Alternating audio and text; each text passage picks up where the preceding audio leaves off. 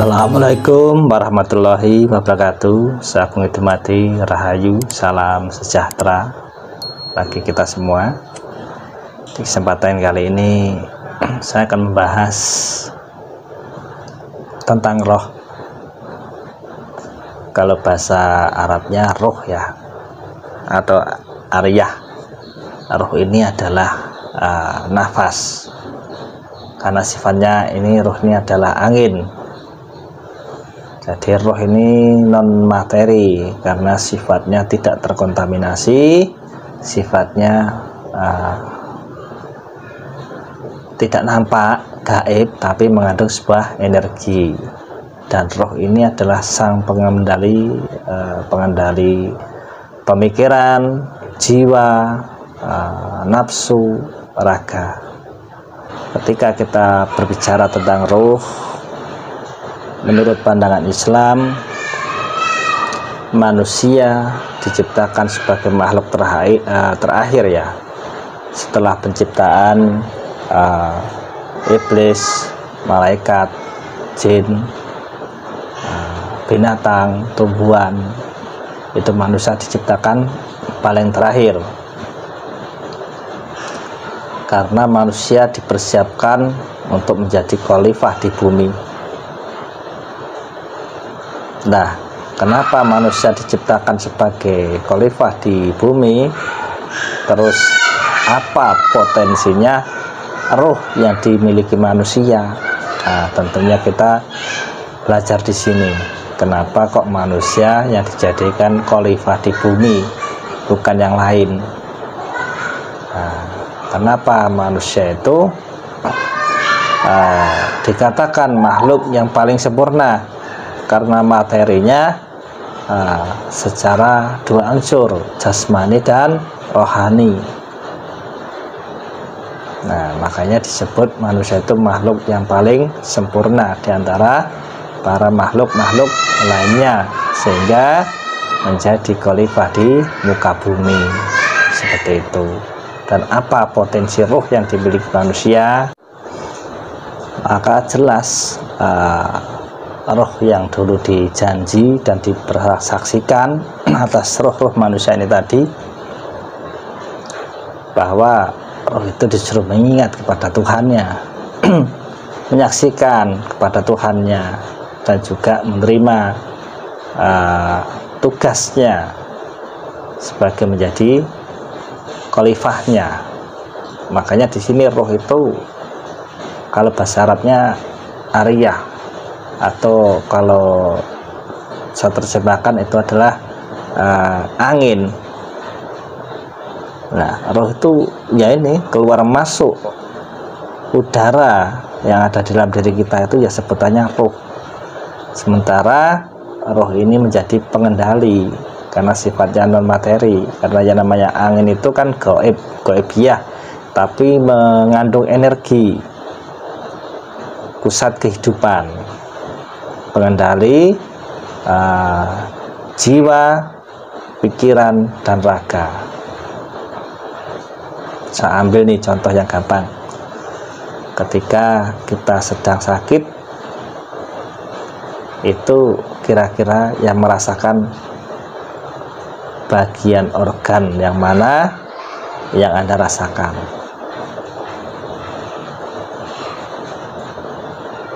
Contoh, ketika sedang sakit pegel atau linu, otot terasa kaku.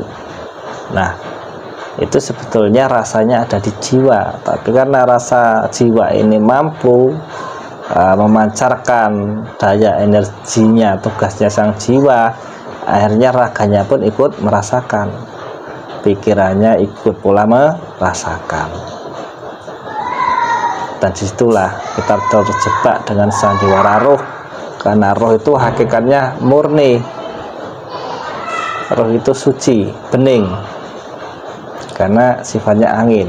Maka dari itu, kalau orang-orang Jawa sering mengolah diri dengan meditasi, dengan semedi atau patrap, atau bahasa Arabnya tafakur, itu untuk mengembalikan energi murni di dalam tubuh, baik secara pemikiran, secara nafsu, secara ragawi, dengan selalu melakukan sebuah meditasi dengan menghirup hawa murni, mengambil energi positif, sehingga kalau kita kembali ke kemurnian napas ini, karena sifatnya roh itu non materi, hanya bisa mengatur segala sesuatu yang ada di dalam jasad, yang ada di dalam pemikiran, yang digerakkan oleh jiwa ini tadi. Ya semuanya bergerak, tapi hakikatnya roh ini sang pengendali yang berperan di dalamnya. Maka dari itu penting sekali kita untuk mengolah napas, entah itu dengan napas zikir, entah itu dengan napas ketenangan. Karena apa? Timbulnya rasa keresahan itu karena napasnya tidak murni. Contoh, ketika orang marah itu napasnya pasti tersengal-sengal.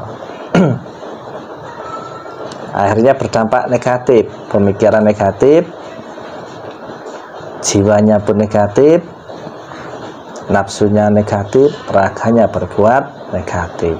Tapi kalau napas ini selalu diolah dalam ketenangan, akan melahirkan sebuah kepositifan, akhirnya melahirkan kejernihan di dalam spiritual, dengan selalu membuka kesadaran, dengan menghirup napas yang tenang, menghembuskannya dengan tenang, maka unsur jasmani dan rohani pun akan menjadi tenang. Saya punya pengalaman tuh, ada dulu orang yang sakit datang ke sini, itu sudah berobat baik secara medis dan non medis, tapi tidak membuahkan hasil. Akhirnya saya kembalikan lagi ke kemurnian rohnya tadi, karena roh ini sang pengendali. Kalau jiwamu sedang sakit, jasmani dan rohanimu akan ikut sakit pula. Makanya apa latihannya? Latihannya mengatur napas dengan ketenangan. Ya memang tidak gampang, ini proses untuk melakukannya. Orang merasa sakit kok disuruh latihan napas, mana kuat, mana bisa.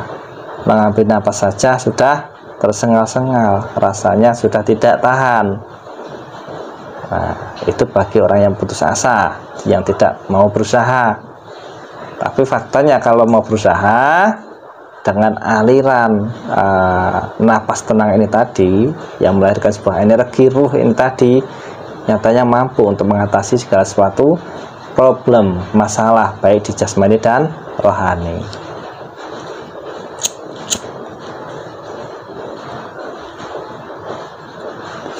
Pemirsa Kantor TV yang berbahagia, mungkin di kesempatan kali ini dulu, besok kita sambung lagi biar nggak bosan ya, dikit-dikit tapi asal nanti saya berkelanjutan.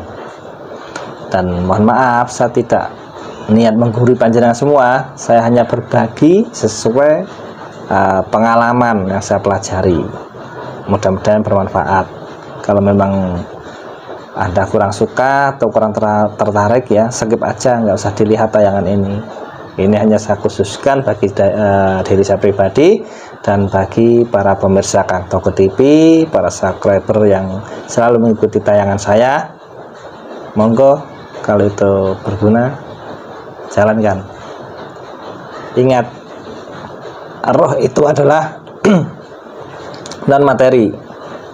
Jadi roh itu adalah sang pengendali yang mengendalikan sukmamu, jiwamu, pemikiranmu, ragamu, nafsumu. Ingat itu.